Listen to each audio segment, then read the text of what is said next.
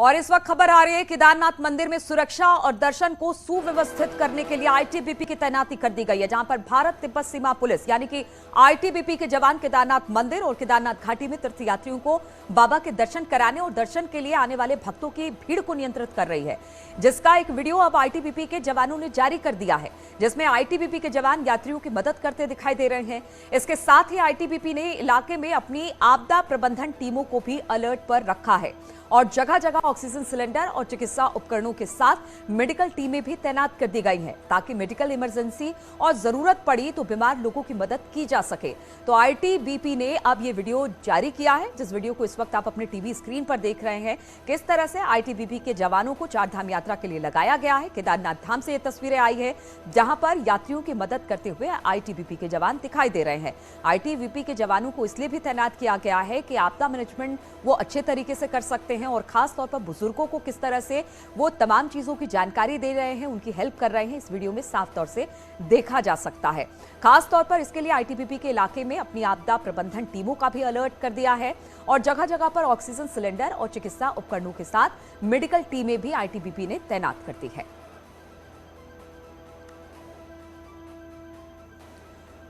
और हरदोई में चोरों के हौसले इतने बुलंद हैं, शहर के बीचों बीच पुलिस पिकेट से महज 100 मीटर की दूरी पर चोर ने एक घर के बाहर खड़ी बाइक चुरा ली। चोरी की एक पूरी घटना सीसीटीवी में कैद हो गई। पुलिस सीसीटीवी के आधार पर अब चोर की तलाश करने में जुटी हुई है। तो पहले थाने के बगल से ही चोरी कर बाइक ले उड़ा चोर और अब पुलिस सीसीटीवी के आधार पर इस चोर को तलाशने की कोशिश कर रही है।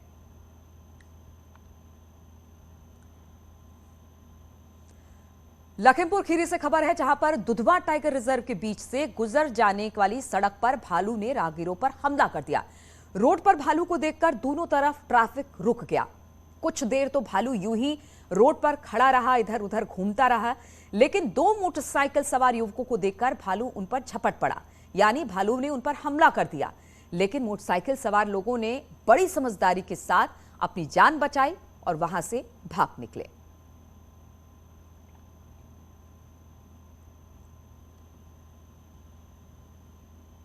बागपत के चांदीनगर थाना क्षेत्र में एक किसान की गोली मारकर हत्या कर दी गई। हत्या की वारदात को उस वक्त अंजाम दिया गया जब किसान खेत में भिंडी की फसल की पहरेदारी कर रहा था।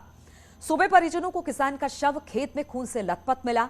शव के पास से 3 खोखे और 1 जिंदा कारतूस भी पड़ा मिला है। पुलिस को इस बात की सूचना दी गई और पुलिस अब इस पूरे मामले की छानबीन कर रही है। शाहजहांपुर में सराफा व्यवसायी की दुकान में आग लग गई। आग लगते ही आसपास के इलाकों में अफरा तफरी का माहौल हो गया।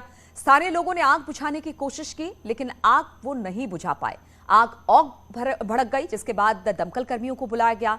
कड़ी मशक्कत के बाद आग पर किसी तरह से काबू पाया जा सका, लेकिन तब तक लाखों रुपए का सामान जलकर खाक हो चुका था।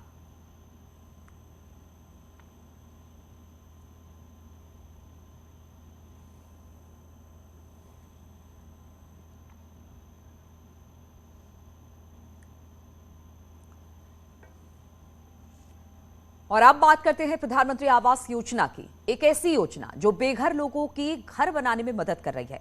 एक घर जिसे वो अपना कह सके। ये योजना भारत के कमजोर कच्चे मकानों को पक्के मकानों में बदल रही है।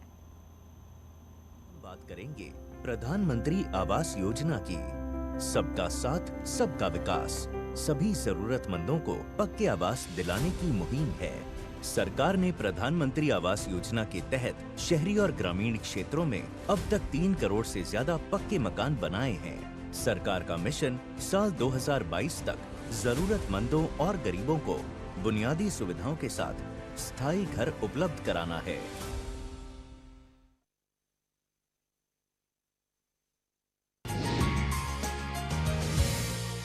नमस्कार, मैं हूं आलोक शुक्ला। आरोग्य रक्षक सम्मान में आज हमारे साथ है डॉक्टर रणधीर सिंह जी। आपका हमारे कार्यक्रम में बहुत बहुत स्वागत है डॉक्टर रणधीर जी। नमस्कार डॉक्टर रणधीर जी, सबसे पहले तो हम आपसे जानना चाहते हैं कि डायबिटीज के मरीजों को क्या अपनी दवाएं रेगुलर लेनी चाहिए?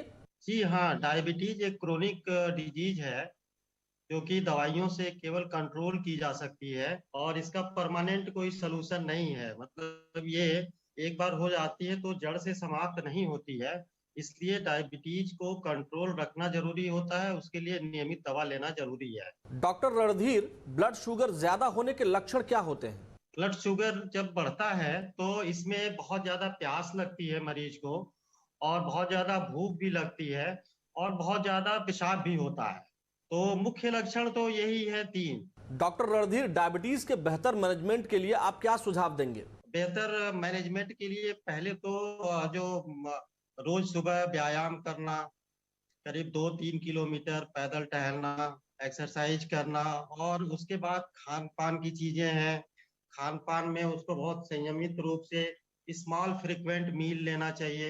डॉक्टर रणधीर सिंह जी, न्यूज 18 उत्तर प्रदेश उत्तराखंड आपको आरोग्य रक्षक सम्मान से सम्मानित करता है। आपने डायबिटीज से जुड़ी जरूरी जानकारी शेयर की है, इसके लिए आपका बहुत बहुत धन्यवाद। धन्यवाद। इसी के साथ अब मुझे दीजिए इजाजत। नमस्कार।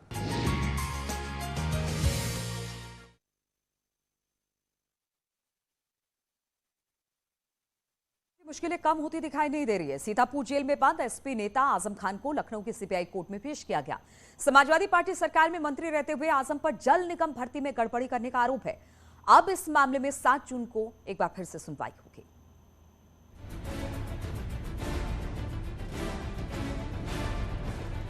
करीब 28 महीने से सीतापुर जेल में बंद आजम खान को लखनऊ के सीबीआई कोर्ट में पेश किया गया। कड़ी सुरक्षा के बीच आजम खान को जल निगम भर्ती मामले में पेशी के लिए लाया गया था।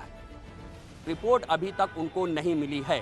वो फॉरेंसिक रिपोर्ट जिसके आधार पर चार्जशीट फाइल की गई है, उसकी रिपोर्ट उन्हें मिलनी चाहिए।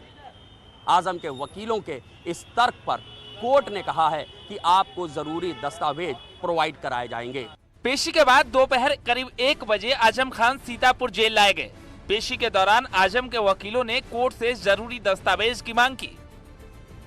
लखनऊ न्यायालय में पेशी में गए आजम खान की जो है सीतापुर वापसी जेल में हो चुकी है। अब हम आपको दिखाना चाहेंगे कि जो काफिला जो आ रहा है, यह पुलिस का, यह आजम खान का ही काफिला है। इसी गाड़ी में, सफेद रंग की गाड़ी में देखिए आजम खान बैठे हुए हैं, सिद्धि पहन रहे हैं, और आजम खान को जो है जेल परिसर के अंदर ले जाया गया हुआ है। और जिससे देखिए सुबह आजम खान जो है सीबीआई न्यायालय में अपनी पेशी पर गए हुए थे। अब आजम खान की जो है सीतापुर जेल में वापसी हो चुकी है। हालांकि वहाँ पर जो है वहाँ पर उनके आरोप तय नहीं हो पाए हैं। आजम खान के वकीलों ने जो चार्जशीट लगी थी उसके दस्तावेज मांगे हैं। दस्तावेजों के मांगने के बाद आजम खान ने जो सीएलएफएस की रिपोर्ट है वो भी मांगी हुई है।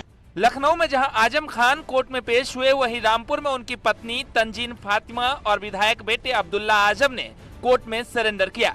दोनों को जन्म प्रमाण पत्र मामले में कोर्ट ने गैर जमानती वारंट जारी किया था। दोनों के ही सिलसिले में निकाला था एनपीडब्ल्यू और उसको वापस कर लिया गया है। लेकिन हमारी एक एप्लीकेशन, चूंकि उनके 2 ऑपरेशन हो चुके हैं, ओवरी का और स्पाइन का भी, और उनका जब वो सीतापुर जेल में थी तो गिरने के बाद फ्रैक्चर भी हो गया था। ये तमाम बातों के मद्देनज़र हमने एक परमानेंट एग्जेम्पशन की भी एप्लीकेशन लगाई थी। अब वो डेट पर जब मैटर आएगा तो हम उसमें रिक्वेस्ट करेंगे, उसको प्रेस करेंगे। इधर आजम खान पर सियासत भी जारी है। एसपी से नाराज दिखाई पड़ रहे आजम को अब मायावती का साथ मिलता दिख रहा है।